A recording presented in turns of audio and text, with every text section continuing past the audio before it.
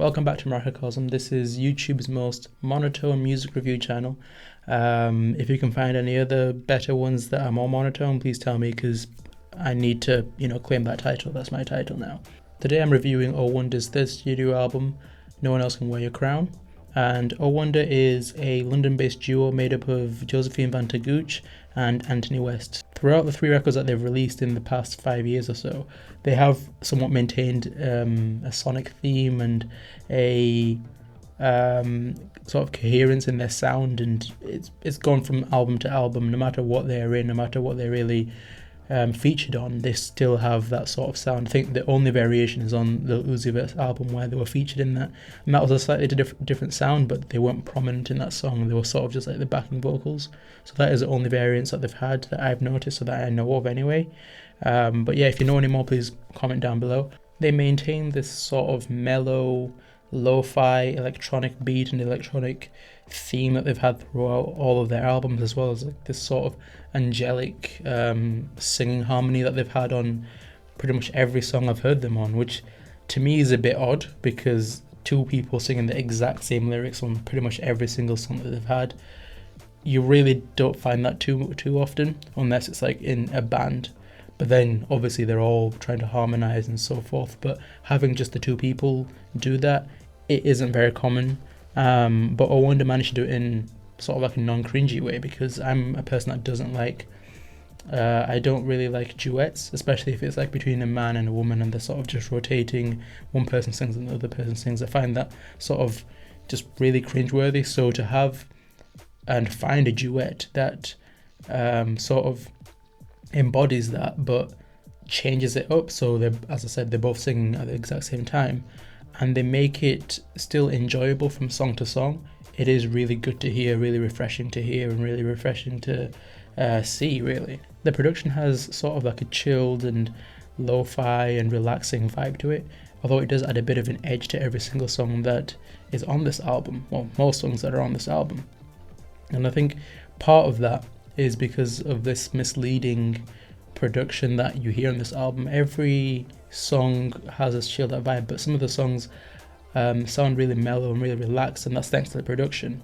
Whereas when you actually pay attention to just the production, there's so many layers that are put on top of each other, so it's so much more complex than it makes itself out to seem, because everything just works really well together. So that's something I really enjoy throughout this entire, well, throughout most of this record, really. This is probably the most prevalent on what I would say is the best song on the entire album, which is Hallelujah, which is just this absolute masterclass in production and vocal layering and reverbs and everything, really, because it's probably up there. I mean, it's only, February now, but it's up there for one of my favourite songs of the entire year already. Just looking at how Josephine sort of layers her own vocals on top of herself, and Anthony singing in the chorus sort of to back herself up, backing themselves up in this. And it also creates a new element, and it's just really good to hear, really refreshing, and it has this angelic theme to it, which is sort of reminiscent of even just the title of the song, Hallelujah, itself. And also you have this amazing simplistic drums that are playing in the background. There's quite a few of them, but they give off this really like strong marching band theme, and you sort of feel as if you are going to war. And the message of the song about sort of believing in yourself and proving all the doubters, all the naysayers, even if that is your parents, wrong. It just fits that perfectly, and that's what I love about this song. I love the message, I love the production, everything just seems to work really well, especially when the strings come in. I think it might be the violins or something in the background, but everything just seems to gel really well together. The thing is, that's not the only really good creative decision that they've made throughout this record, because when you look at one of the other songs, In and Out of Love, Anthony does this really good reverb and delaying of his voice in the mixing room, because you can hear his voice in the background sort of being all ghostly and a little bit echoey, which adds so much to the song, but it also juxtaposes a bit of the meaning, because obviously the song is talking about that if you didn't meet this one person that you're with now, you would have probably been going around sleeping with other people, sort of exploring the world, or exploring the ocean, whatever you want to say, and sort of trying to find this one person and you're thankful for having them, but yet his voice sounds as if he isn't there, as if this person is kind of not present, and that ghostly atmosphere to me adds a lot to the song. As I said, it juxtaposes the entire meaning of the song, but it adds so much. It makes it just that little bit more memorable. It makes the song a little bit more memorable. I can't say memorable. The pre-chorus and chorus on the song Nothing But You sort of makes it sound as if this is a song inspired by Neo and sort of like the songs from her Saturn project that she released a while back, just because of like the pitching and the harmony that Josephine has there, and the melody that's really played, and even just the flow of the entire chorus. It does sound like a really good Neo song, just maybe a little bit pitched down. But also on the song, Josephine has probably one of the best cadences in the entire album, because it does sound a bit reminiscent of like a hip-hop track, a rap that she may have tried to do, especially in, I think it's the second verse, where she has this really nice flow, and then even later on with the backing vocals of herself, sort of like in a bit of a pitched down voice. It adds so much. It gives it that little bit of an R&B and hip-hop vibe, which I really do like, and I like that versatility of the sound. And even throughout this entire record, that sort of versatility is shown, at least sonically. But I feel as if there are a few songs in this record, this album, that don't really shine as much as they could. There's songs here that seem to sort of drift on by, and you don't really notice them as such. They don't make their presence feel known. A great example of this is the first song, Dust. I wasn't really a big fan of it whenever I heard it. It just happened. I moved on to the next song. It's one of those songs that I will not even remember. Even like I've listened to this album 3-4 times already since it came out a few days back, and it's still a song that I can barely remember anything about that song. Other songs on here have been memorable from the first time I heard them, but there's a few songs throughout this record where they're not very memorable, whether that's because of the production, whether that's because of the performance, whether that's because of the lyrics and the message themselves, although I have to say quite a lot of the lyrics and the messages throughout this record are really good, rather positive, but there's a few that just sort of drift on by and you don't notice anything of them at all. And I wish that they would have experimented a little bit more with the record, experimented a little bit more with the sounds, because obviously you've got a bit of gospel, you've got a bit of R&B, you've got a little bit of hip-hop, a little hint of hip-hop in this record, but there's not really much there to say, oh, they've tried so many new different things and they haven't really explored what they are capable of. It's not a very experimental record. It's sort of like a safe choice. They've stuck to what they know they're good at, which I can appreciate.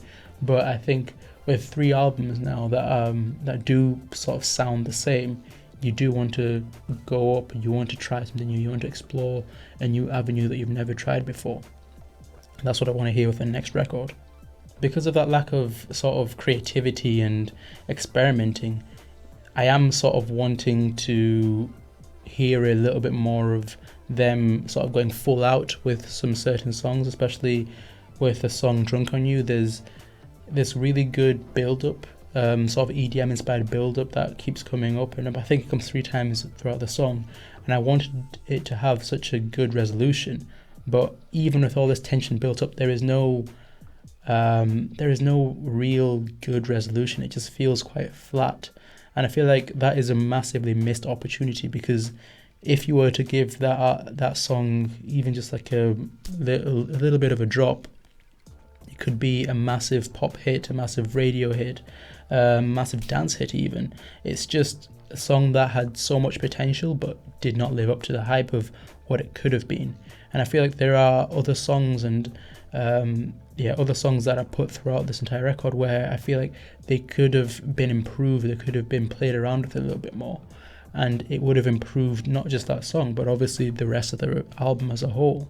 So there are missed opportunities throughout this, and I do wish that next time, maybe if they are leaning a bit more towards this EDM side, especially with Drunk on You, where they've already laid down such good foundations for an absolute banger of a track, I want them to follow through with it. Once you start it, finish it off, give it that ultimate finale, even if it may not please the hardcore fans, the traditional or Wonder fans.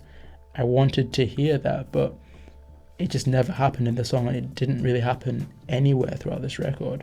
I think the only time that you do sort of feel a resolution is on the Hallelujah track, and also on the Hallelujah unplugged track on the deluxe version of this album. Despite the album's slow and disappointing and lackluster start, it does sort of build up. You do get that enjoyment throughout the entire record, and it is one of those albums that I'd say is enjoyable but not great.